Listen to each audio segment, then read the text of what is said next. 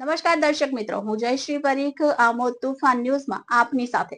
તો જુઓ આજના વિશેષ સમાચાર. આમોદ નગરપાલિકાના વિસ્તારમાં રખડતા ઢોરનો વધી ગયેલા ત્રાસના સમાચાર અગાઉ મીડિયામાં પ્રસિદ્ધ થયા અને મુખ્ય અધિકારીને નગરજન દ્વારા મૌખિક રજૂઆત થઈ, પરંતુ મુખ્ય અધિકારી પોતાના એસી ચેમ્બરમાંથી બહાર નીકળતા નથી, જેના કારણે આમોદ શહેરનો એક નાગરિક મુકેશભાઈ દરજી કે જેઓને પેરાલિસિસ છે, જે 3 વાર ગાયની ભેટીથી લોહી લુહાણ થયા, જેથી નગરપાલિકાના મુખ્ય અધિકારીની ગંભીર બેદરકારીને લઈ નગરજનોના જીવ જોખમમાં.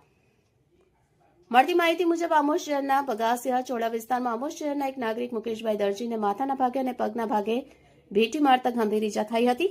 જો સ્થાનિકો મદદ માટે દોડી ન ગયા હોત તો મુકેશભાઈનો ગાય પાસેથી બચાવ કરી તેમને હોસ્પિટલ ખાતે ખસેડવામાં આવ્યા. આમોદ નગરપાલિકા પાસે રખડતા ઢોર પકડવા માટે કોઈ પણ જાતની સુવિધા ઉપલબ્ધ નથી. તેમ છતાં આમોદ નગરપાલિકાએ 4 લાખના ખર્ચે હાલમાં ઢોર ડબ્બો રિપેર કરવાનો ખર્ચ કર્યો, છતાં પણ રખડતા ઢોરને પકડી વહેલી તકે પાંજરે પૂરવામાં આવે તેવી લોકમાંગ ઉઠવા પામી છે. સાંજના સમયે કેટલાક પશુ માલિકો આ રખડતા પશુઓને દૂધ કાઢવાના સમયે બાઇક લઈને આવી બજારમાંથી દોડાવી લઈ જતા પણ જોવાય છે.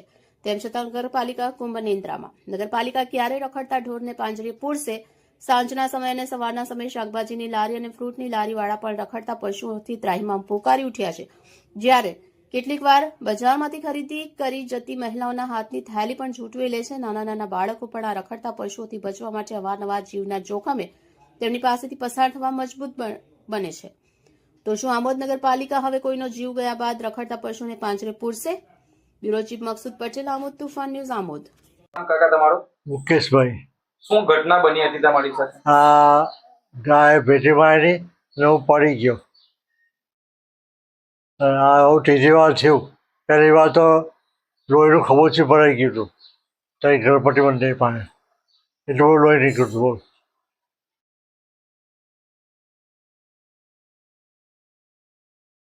હા, આ ઢોરોને પાંજરે પૂરો અને આ ત્રીજી વાર બનાવવાનો મારી જોડે.